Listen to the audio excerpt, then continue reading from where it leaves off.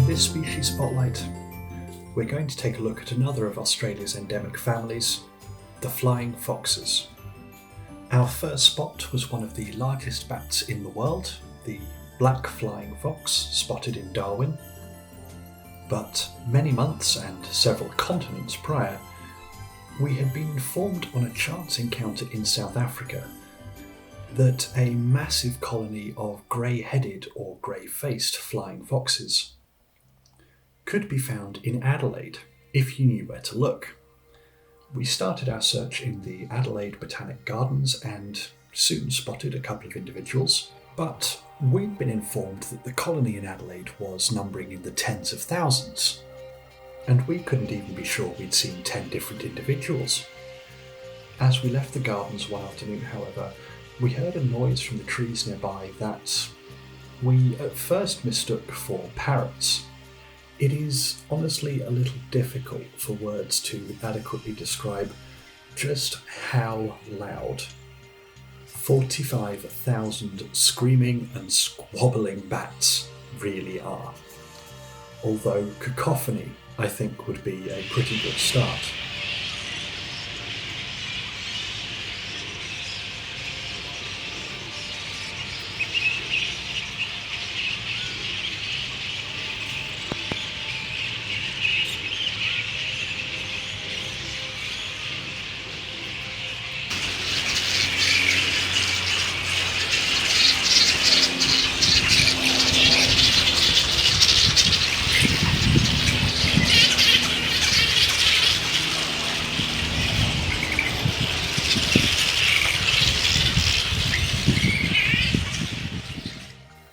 As one might expect with colonies, or camps as they're more generally known, consisting of thousands or tens of thousands of individuals, grey-headed flying foxes are a social species, with mutual grooming playing an important role in maintaining social structures, much like in most primates.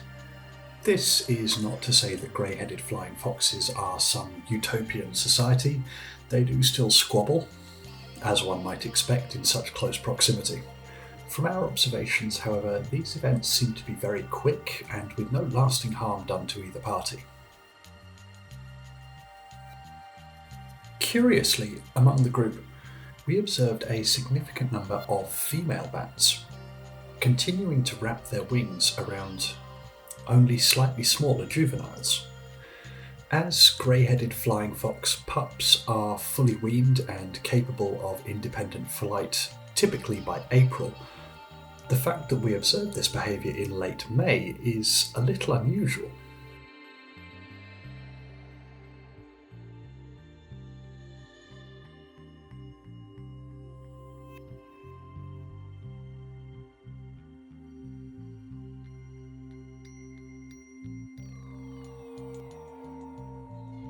With the notable exception that their 1 metre wingspan is over 3 times their body length, flying foxes don't deviate a great deal from the standard mammal body plan.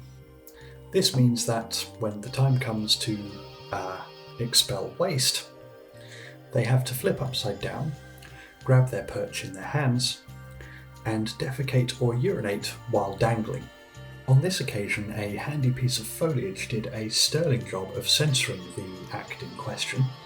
As we were observing the Adelaide camp towards the very end of their likely breeding season, and all of these males, in case any of you had any doubts, were some distance from the centre of the colony where the prime breeding sites are, it would be reasonable to assume that these individuals had been unsuccessful during the breeding season so far, and were therefore showing off everything they had in an attempt to attract one of the few females that was likely not yet pregnant. Given the close proximity of these males and the fact that their breeding territory typically covers a metre or two along a given perch, it does seem unlikely that many of these individuals will successfully attract a mate. Like virtually every other species of bat, grey-headed flying foxes are nocturnal, spending most of their days asleep, or perhaps attempting to sleep in their incredibly loud and crowded camps. and then spending the night foraging for food. Some camps have been observed flying up to 50 kilometres in around an hour to reach their foraging sites every night, but the Adelaide camp appears to have a much closer foraging ground around 20 kilometres away from their roost. As the day gets darker though and evening begins to approach, more and more bats in the camp begin to stir, displaying a number of curiously familiar behaviours as they do so, including what looks like yawning and stretching out their limbs.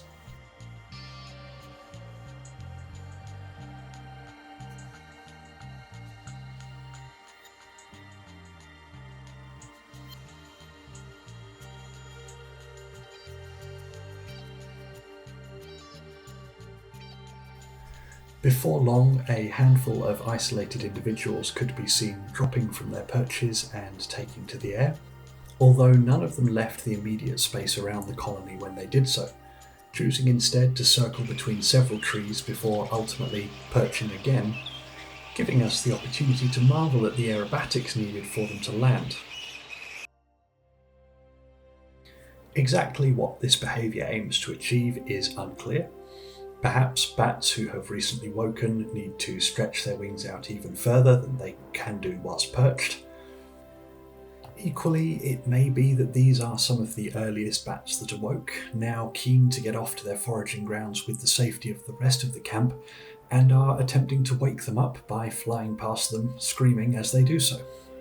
Regardless, it's not long before these first few flyers are then joined by a few more, and as more bats take to the air, it seems as though those flying get further away from their roost as they do so.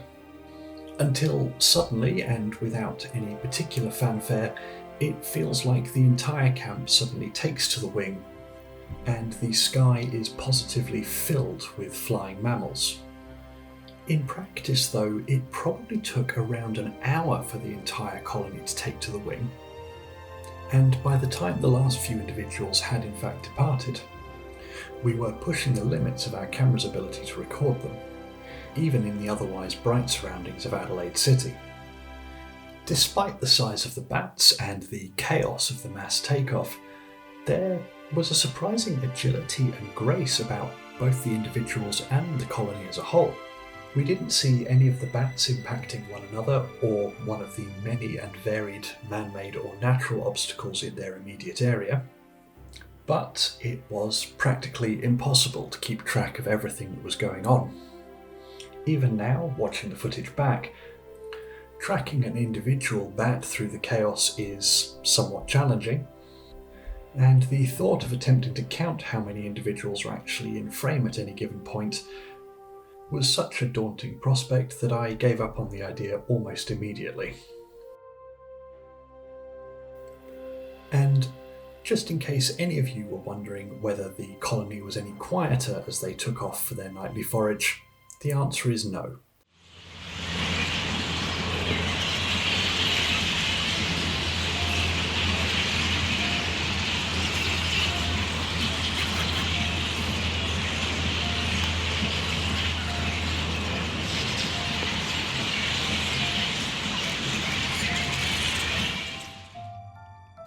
The parklands around many southern and eastern Australian cities host colonies of flying foxes of one form or another, including Sydney.